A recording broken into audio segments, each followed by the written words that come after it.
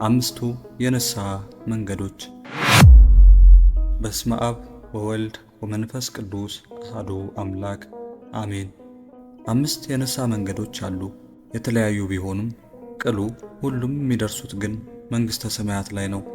እነርሱስ ምን ምን ናቸው ያልከኝ እንደሆነም እንዲህ ብዬ እመልስልሃለሁ።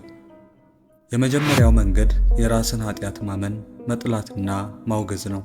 ይኸውም ልዑለ ቃል ኢሳይያስ እንድትጸድቅ መጀመሪያ ኃጢአትን ተናገር እንዳለው በትንቢተ ኢሳይያስ ምዕራፍ 43 ከቁጥር 26 ክቡር ዳዊትም ለእግዚአብሔር መተላለፌን እነግራለሁ አልኩ፣ አንተም የልቤን ኃጢአት ተውክልኝ ብሎ እንደተናገረው ነው። ስለዚህ አንተም ስለሰራኸው ኃጢአት ራስን ውቀሰው፣ በዚህ እግዚአብሔር ይቅር እንዲልህ ታደርገዋለህና። ይህ ብቻ ሳይሆን ስለ ኃጢአቱ ራሱን የሚወቅስና ኃጢአቱን የሚኮንን ሰው በተመሳሳይ ኃጢአት በቀላሉ አይወድቅምና። ስለዚህ በጌታ የፍርድ ዙፋን ፊት የሚወቅስህ እንዳይኖር ዛሬ እውነተኛ ወቃሽ የሆነውን ሕሊናህን አንቅተህ በራስ ላይ ወቃሽና ከሳሽ አድርገህ ሹመው። ይህ አንዱና ደገኛው የንስሐ መንገድ ነው። ሁለተኛው የንስሐ መንገድ ደግሞ የወገኖቻችን በደል ይቅር ማለትና በበደሉ ላይ ቅሬታና ቂም አለመያዝ ነው። እንዲህ ስናደርግ ለሰዎች ኃጢአታቸውን ይቅር ብትሉ የሰማዩ አባታችሁ እናንተንም ደግሞ ይቅር ይላችኋል እንዲል እኛ በጌታችን ላይ ያደረግነውን በደል ይቅር እንባላለንና። ሦስተኛውን የንስሐን መንገድ ማወቅ ትፈልጋለህን?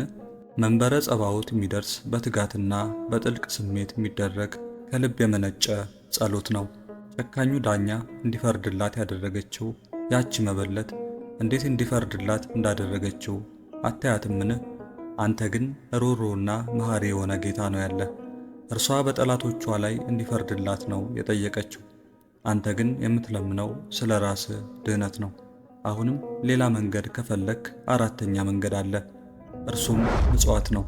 ይህም እጅግ በጣም ታላቅ የሆነ ኃጢአትን የማስተሰረይ ኃይል አለውና ናቡከደነጾር ኃጢአትን ንቅስ ጥቅስ አድርጎ ወደ ክህደት አይነት ሁሉ በገባ ጊዜ እንዲህ ብሎታልና፣ ንጉሥ ሆይ ምክሬ ደስ ያሰኘህ፣ ኃጢአትህንም በጽድቅ በደልህን ለድሆች በመመጽወት አስቀር እንዳለ በትንቢተ ዳንኤል ምዕራፍ 4 ከቁጥር 27።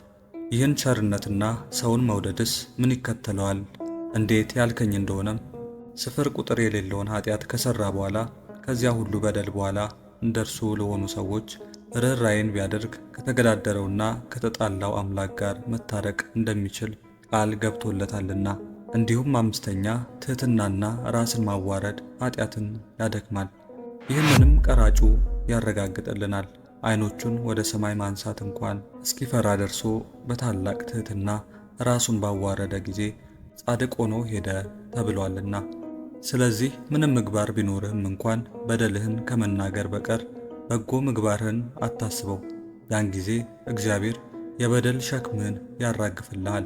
ስለዚህ እነዚህን መንገዶች ተመላለስባቸው እንጂ ሰነፍ አትሁን።